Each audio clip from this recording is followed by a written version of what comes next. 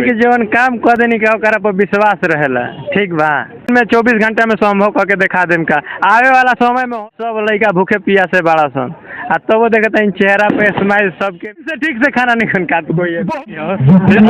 का कह रहल बनी रख सबके सुनाई पूजा समिति के व्यवस्थापक अशोक जी संध्या काल के अर्घ बीत गए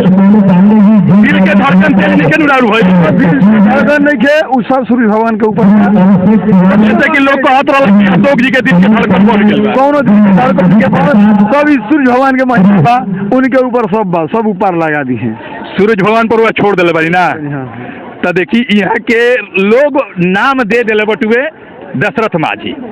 जो कि पूरा बड़ा सा पहाड़ काट के रास्ता बना दिले रहनी है और एजा भी वही काम भइल बटुए जो उनकी ना होखे वाला काम के यहाँ के सफल बनावे के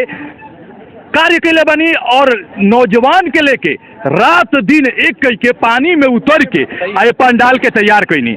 वही हम पूछे खातिर नहीं है कि संध्या काल के टाइम बीत चुकल बटुए और के और पूरा श्रद्धालु के भीड़ लग रहा है पंडाल के ऊपर में। तो वह हम देखल चाहत रहनी कि का यहाँ के दिल के धड़कन तेज निखे हो गई। तो यहाँ के कह रहा बनी बार बार कि दिल के धड़कन हमार तेज निके भई हम भगवान सूर्य के ऊपर में छोड़ दिले बानी जो भी करब तो उहे के करब। रुआ नाम दिले रहनी यहाँ के दशरथ माझी यहाँ के एकदम ओ लायक काम कोई दिले बानी और आज सबके सामने के जीवन काम कर देनी का ओकरा पर विश्वास रहेला। ठीक बा, आ तनकियो हमने के घबराइल ना रहनी का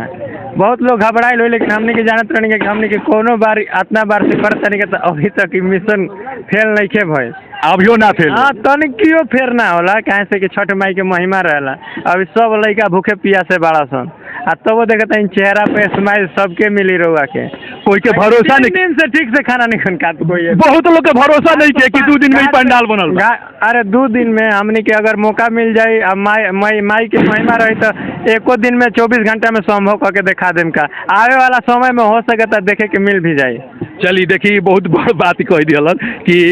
नहीं के भरोसा हो ठीक बाटे लेकिन ऐसा काम करे को हो तो हमने के एक दिन में भी करके हमने के दिखा देव का और बार बार एजा के जो जंग जागरज युवा क्लब वो लोग के पूरे बड़ाई हो रहा बिया जोरों शोर से।